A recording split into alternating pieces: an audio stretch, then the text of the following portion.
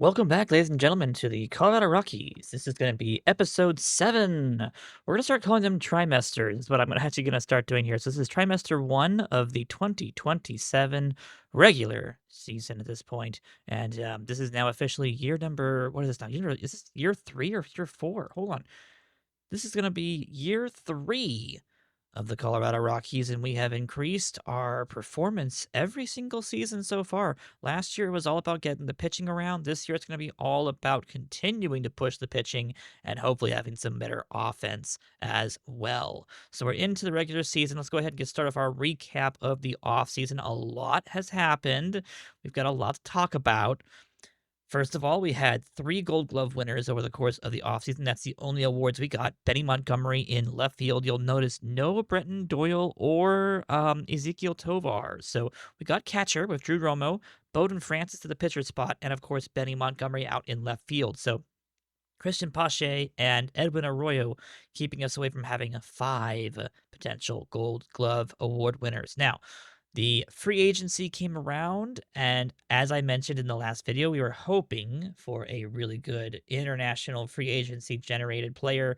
There was one who was close. This is Min-Soo Ham, or Ham. This is a South Korean pitcher at this point. He's kind of like a poor man's version of Nam, who was developed last year, and unfortunately, as you can see from the salary, he unfortunately also ran uh, out of our reach, unfortunately. And I really wasn't wanting to spend this much money, even especially on a 29-year-old coming out of South Korea. So we also didn't really have a whole lot of time to scout him. You can see we're still low on his scouting. So he's been kind of interesting on his scouting. We think he's a little bit better than we expect, but unfortunately, we did attempt to negotiate with him, and unfortunately, we allotted to not go with him in the long haul. Voting came around. We did have our Hall of Fame voting come through, and then we had noticed, and this is going to be where it gets really interesting. We had noticed that Shane Bieber was a free agent, and because he was injured for most of last season, there was no compensation for whoever signed him. There's no free agency type. He's not a type A, type B, no draft pick associated with signing him. So we threw him a $25 million option, $25 million a year for 5 years if a player opt out in 2 years, and he took it. He absolutely took it. So we are gonna have Shane Bieber on the squad for $25 million. And I did not expect to actually land him for 25. I thought he would at least go for 30 someplace else. So we got super duper lucky, I think. But as you can see, he already has a hamstring strain during spring training. He'll be back in about a week or two. But he is our new bona fide ace for the squad. He will be the anchor that holds down an otherwise very young pitching rotation into the next couple of years. And the plan at this point, because he's our big splash, is that we hope in 2 years he will have done well enough that he will actually, in fact, opt out in 2 years. Because by the time he hits 34, 35, 36 with a fragile injury proneness, unless we can work out some way to make him have some strength conditioning in the offseason, it's much, much more likely that he is not going to be performing up to $25 million in a couple of years. This is basically Chris Bryant, but on the mound. But there's a higher chance he does better. Chris Bryant was not as good as Shane Bieber. So we're hoping and praying that Shane Bieber actually does well and can actually live up to the $25 million contract that we are offering him at this point. So, fingers crossed that I didn't just screw up the team with a big free agency signing. We didn't expect to get him because again, free agents came around, and he just signed with us, so we didn't quite know what to think about that.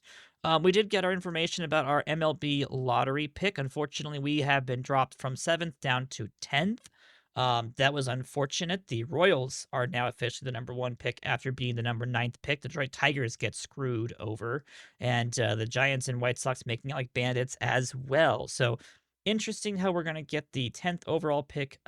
So far, I believe so far the mock drafts haven't been decided yet, but if we look at the 2027 pool at this point, we're looking at quite decent amount of starting pitchers who are on this list and a couple that are, subtly kind of developed at this point. So there's a pretty high chance that someone's going to walk away with a really, really good pitcher in this next year's draft. So we'll be looking forward to that, see what we can come around with, and what our options are come the MLB draft in a couple of months at this point. We continued forward into the winter meetings. We really didn't have anything else besides Bieber. We basically really couldn't do anything else besides Bieber because that's $25 million now. I mean, if we go to our front office, we still have $12 million left. So we are doing pretty well. And so we decided that, hey, look, if we're going to do this and we're going to actually put forth a really good ace pitcher, we probably should put and do a little bit of work into getting someone else. So we went out and we acquired Sonny Gray because why not? Sonny Gray will join our squad. The 37-year-old will become our technically number two pitcher. He is going to be our ace pitcher while Bieber is injured right now. He's in his final year of a $20 million contract, and the Giants, who traded him to us, are going to be retaining 45% of that contract. We ended up having to get rid of quite a haul for him, unfortunately. We got rid of Fabio Villadiego, Chris Martin, who we had picked up in the Rule 5 draft from the D-backs, Greg Jones, one of our quad A players, Kun Woo Kim, one of our very first international free agency players that we ever signed. He goes over to San Francisco. I just didn't see him really being able to mix well between the bouncing back and forth between starting pitcher and relief pitcher, and Sonny Gray was just too good to pass up on. Drew Gilbert goes across in the deal as well. Moises Meza, another starting pitching prospect slash relief pitching prospect. Javier Vaz, one of our people we traded for from the Royals in the Chris Bryant deal. Chris Bryant, Nolan Jones going over there. He comes over in that deal. That was our salary dump option about there. Cedane Rafaelia is unfortunately also going to be in this trade. We just realized we had a couple of extra depth like infielders, and there just really wasn't a reason to keep Rafaelia at this point, so he was included in that deal. And then the last one was, of course, Dari Lorenzo and Angel Rodriguez. So nobody huge. This isn't like a big giveaway for us. And getting a 1-year rental out of Sonny Gray is actually pretty good. I mean, basically, we've gone ahead and said that, hey, we will actually be semi-competitive this year. Our offense is going to start to get more and more pieces. We get Condon this entire season. I mean, our offense should be a little bit more potent with Condon in the lineup. We went ahead and moved into our monthly international scouting practices. We found a kid named Jesus Rivera that we really liked. He ended up developing into a 3-star player after getting some pretty good scouting reports. So we went ahead and picked him up. We ended up paying him about $1.5 million to be able to sign him. Min Soo Ham ended up signing with the Arizona Diamondbacks after this point in time. We went ahead and did, yeah, of course, the amateur stuff happened. We immediately got Rivera. This is actually supposed to be deleted. There we go. Don't need that one. But we ended up picking up immediately Rivera, and the Hall of Fame voting results came through. Beltran won that one. Andrew Jones gets dropped, unfortunately. A lot of people else get dropped, unfortunately, as well. Jonathan Martinez, the best international free agent, just a person you could have gotten, ends up going to the Cincinnati Reds for the max contract of $5.7 million. He is now officially the number 5 overall prospect in baseball. We were suddenly bombarded with tons of offers for Brooks Raley. I don't know why on earth we were given tons of people asking about him, but everybody wanted Brooks Raley all of a sudden. So we did not trade him. I'll give you guys that much. We did not trade him. We kept him. We just never found a good offer that really suited our needs, unfortunately. So we will be keeping our really good closing double duo of Felix Bautista and Brooks Raley for one more season at least. And that's amazing that people were that interested in Brooks Raley at the age of 38. Now, Moving on from that moment, we were trying to get more of these international free agents. Lachlan Clement ended up signing with the Miami Marlins. He was someone we were trying to go after. We tried to offer him a kind of a low ball offer. He went for $3.2 million, unfortunately. We also were able to get another person on our list, at least, JMR Ghiberti. This is an excellent, excellent second base or third base option for us. He's got a really solid bat. We do need to do a little bit more scouting on him. Unfortunately, it'll probably drop back down a little bit, but we ended up giving him about $2.4 million, which is less than what we were expecting to pay for him, and that was a good thing for us. We were told by Monfort that we had our budgets raised from 190 million to $200 million. So we are actually steadily climbing back up into good graces with our owner and with the league as a whole. We were trying to get Clark Schmidt to sign with us for a relief position, I believe, or potentially a number five starting position, but he ended up signing with the Rangers. And I don't even know how much he went for, a million and a half basically for that. We were trying. We were going for multiple different things over the course of the entire offseason. We did lose Gonzalez. He ended up going to the New York Yankees. He will be, I believe, I highly doubt they'll have him start, but he is going to go to them.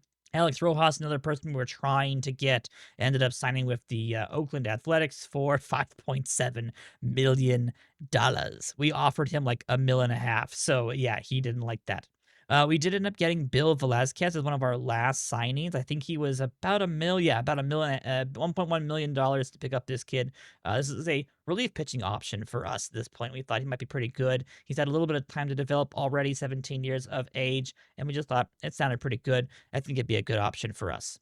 All right. Otherwise, there were a couple people who developed some pretty good little developments over the course of the offseason. I guess Ghiberti's been still doing some pretty good developments. I guess, wow. Okay. If that's what we actually get for him, that would be phenomenal right about there. I highly doubt we'll get that, though.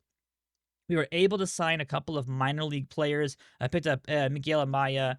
Jake Irvin will be down AAA. I think he actually, oh no, he's signed with the Cubs instead of us. We do have Luis Gil we were able to acquire in the minor league free agency system. Basically, he's actually made the major league squad. He will be on our major league team as a bullpen arm for us this season. We also picked up Cal Raleigh. He's actually going to be our backup catcher this year. We basically lost Higashioka. He retired, and we just didn't really like Jose Herrera's positioning. So Cal Riley is going to be our backup catcher at this point, which would be amazing if he can come back to the 3 or 4 WAR seasons, but I just don't see that happening with his bat, unfortunately.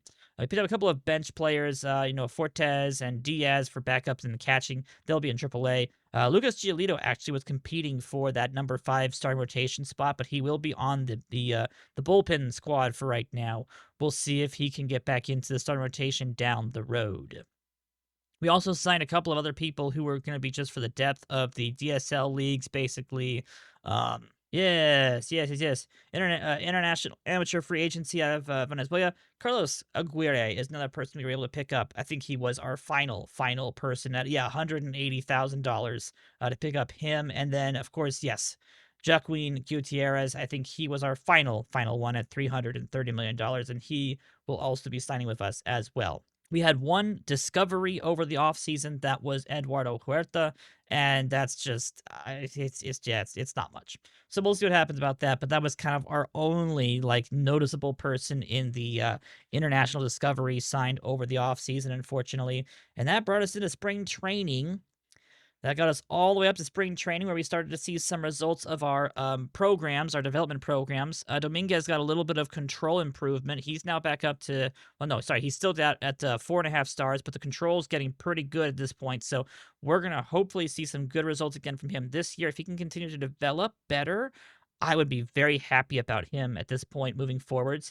We had some really good results from Kalaz. He got his power back up by 7 points, and that's actually really good because he was having some real rough times down in A-ball last year, and we really need him to begin to develop again. Otherwise, that's going to be potentially a pretty decent prospect that we have lost, unfortunately. Dollander was having some problems. I think you saw that in our last video, but an 8-point movement boost has suddenly shot him back up into the starting pitching rotation talk, and he has technically acquired the number 5 starting pitching rotation spot. He will be given that while Bieber is out for a couple of weeks, and we'll see what he can do.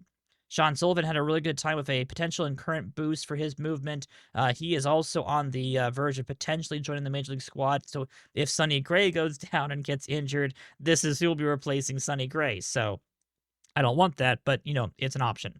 Charlie Condon continued to improve. He had his power improved by 7 points. He's now pretty much primed and ready to go for the regular season. He will be our starting first baseman full time for the upcoming season. One of the more funnier moments of our offseason, unfortunately, was not a great thing, but basically, I guess Adam Johnson sustained an injury while attempting but missing a high five of a teammate and is expected to miss 8 months due to a broken kneecap. I don't know how this happens. This was a 2026 15th round draft pick for us. This is a potential relief pitcher. I believe we've talked about him before, but unfortunately, he's going to be gone the entire season just because he missed a high five. That was not what I wanted to see. Last but not least, we did have a couple of more of our player developments that did get finished before the end of the season. Frank, one of our recently drafted players, has actually been given quite a little boost in the current and potential for power. So we're very happy to see him get a little bit of that. He was a pretty good defensive shortstop, so we're trying to keep these numbers as high as possible as they come down with the expectation that everything kind of comes back to earth a little bit. But a good one for him. And then George Carroll said that Ivan Lara had gotten a really good development on his cutter, which is actually his secondary pitch, which is exactly what we wanted. That was exactly what we wanted for Ivan Lara. This is again our potential relief pitcher prospect. At this point, I don't think he'll be a starter down the road. I think our whole entire plan is still to make him a two-pitch pitcher that is a reliever and seeing how he does with that. If he can figure out how he can make the knuckle curve a little bit better, maybe we'll make him a starter. But at the moment, Ivan Lara, a 4-star, I guess 4-star pitcher, might be able to be pretty good. But again, I really do think that Ivan Lara is definitely going to be more of a relief pitcher for us moving forwards. And then last but not least, on opening day, we've been given the top 100 prospects list, and we have the number one overall prospect. Larry Kunkel is now officially the best prospect expected in baseball. It is such a joy to be able to say that our second overall pick last year is now officially one of the best players in baseball. Kevin Robinson, the person picked directly before him, is of course number 2 on that list. Nate Ament, another person from the 2026 draft, 4th overall from that one, is going to be number 3 on that list. Arturo Ortiz, I believe is his name. This is a person Texas has had now for back-to-back seasons. He's now ranked number 4th. And then, of course, number 5th is Jonathan Martinez of the Reds. We talked about him a bit earlier. Bill Lice, I believe, is going to be the 3rd overall pick from 2026. And he is now officially number 6 overall prospect for the Seattle Mariners. We have the number 7th overall draft player at this point, or prospect. That's going to be Quentin Young. He's been developing okay in the minors, I think. He's still doing pretty good. Probably still expecting him to turn into a third baseman down the road, but he should have his second full season in the rookie system. Maybe we can bring him into into like a low A position down the road or not. We'll see about that. Jason Brown becomes the number 8th, with Lyndon Fondon being number 9, and Charlie Condon is going to be given the number 10 prospect spot as he joins the Rockies for the Major League season. Our prospect system is now doing pretty good. It's starting to even out a little bit more. We still have the top prospect organization with 218 points. Dominguez is now 16th, and Cancel is 24th. Cancel is now officially ready to go for the regular season, so he is back from his injury. I do believe he will be kind of having to shake off a little bit of the rust, but we are still hoping that he'll be able to bounce back pretty well. If him and Dominguez and now Kunkel can get into the A-ball system maybe in a year or two, maybe by the end of this year, they're into A-ball, and then by 2 or 3 years from now, they're into AAA. That'll be just enough time for Bieber and Gray and our other team that we currently have right now to kind of step aside, move out of the way, and let them move into position. So we're staging it well. We have the right staging.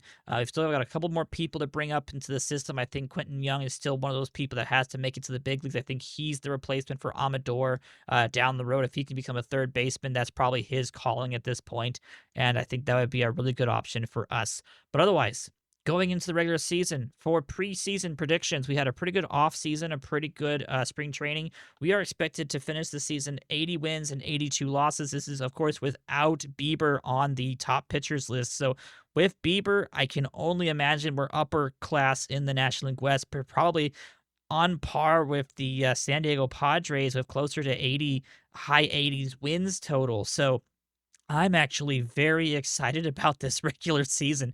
I was not expecting to make a move and get Shane Bieber and then trade for Sonny Gray. So we have some pretty good star power in the starting rotation. We've got some young arms in Hampton, Francis, and Anderson. Dollander will be trying out this year. Batista and Rayleigh help solidify the bullpen with Enriquez and Leclerc being able to provide some additional middle relief options with Giolito, of course, as well. Victor Vodnik will be trying out as a long reliever this year, maybe also a spot starter, but he's at least going to be able to help out as he can. Luis Gil, we'll see how long he lasts in the bullpen. It might be a short stint for him as we just really have problems with that really rough control. Otherwise, for the graphic depth chart for offenses, we're going to be looking at Nathan Lukes in left field. We do have quite a few injuries, unfortunately, at the moment. We're trying to battle some injury problems. Aaron Savali is unfortunately out for the season. He had a shoulder inflammation problem during spring training. He is gone for the entire year. So our number 5 pitcher is actually out. That would have been Savali. Carlos Rodriguez actually came into spring training injured, and I couldn't send him down. So he's unfortunately going to be on the 40 man and on the MLB's injury list until he basically is done. But he is mostly developed, so he would have been expected to be playing in the majors this year anyways. So it's an okay thing. Again, Bieber is going to be about another 1 to 2 weeks for him. Jordan Beck had some elbow inflammation. He's out for 3 to 4 weeks, and same thing for Benny Montgomery. So unfortunately, we had some people who kind of came through and just had some injuries right around spring training. We still are trying to recover Angel Sevilli as well. He was supposed to be another bullpen arm potential for us last year, and then he fell apart pretty much in the first week of the regular season, I believe. So we've had some problems, which is why our depth chart's gonna look a little bit different. Nathan Luke's someone we actually acquired in a trade with Boston. This was the Nabil Krismat 1-for-1 swap, and he's actually going to be playing in left field for us this upcoming season. And we're going to be hoping that he can at least be able to have a little bit of this contact and gap power and a pretty decent left field ability to be able to hold us down while Benny Montgomery is injured, unfortunately. Brenton Doyle in center field, Yanquiel Fernandez out and right. And I know we talked about having Yanquiel Fernandez go to DH, but I did not trade Sterling Thompson. That was actually one of the things we thought about doing was offering up Thompson and it would have been Thompson and Rayleigh in some kind of a mixed package deal for like a really good prospect. We never were able to find the right prospect or the right team to work it out. So Fernandez goes to right field, Thompson goes to DH, Condon goes to first. We've been training Ryan Ritter at second base. He's actually going to be our starting second baseman for the regular season. So Ryan Ritter joins us for second base. This, of course, means that Amador is going to be over at third base. We're going to hopefully have another closer, hopefully, to 300 batting average season from Amador for the full season for us here. And then, of course, Tovar and Romo are key players in the catcher and shortstop positions. We did acquire Brett Beatty in the Rule 5 draft from the Mets. He will be our backup, like DH and first baseman. Hopefully, he'll be able to do a good enough job for that. Capel is our backup outfielder. He's got some good speed, also some pretty good defense across the board. He should be pretty good. Rally Arale is going to be our backup catcher. And then we did have to actually leave, or not leave, but we have brought up Warming Bernabel, and he will be having his first time in the big leagues, I believe, and we'll see how good he can do now that he's kind of had some time to develop in single A and double A and a little bit of time in triple A. So he'll be our backup, I think, corner infielder and pinch hitter, basically. And that's going to be our offense right now. This is, again, subject to change as people come back off the injured list. I don't know if Luke stays. I don't know if Bernabel stays. We'll be kind of having to make some decisions as we go along, but the team looks actually pretty decent. I'm starting to like where it looks, and kind of what we're trying to develop here at this point. And I think once we get Bieber back from the injured list, I think we're in a really good spot. Once we get Montgomery back from the injured list, I think that gives us our left fielder back, even though he's really started to tank on the offense. But I think he's too good for us to not try in left field again, and, if we can, I think he may end up just having to be a backup outfielder down the road.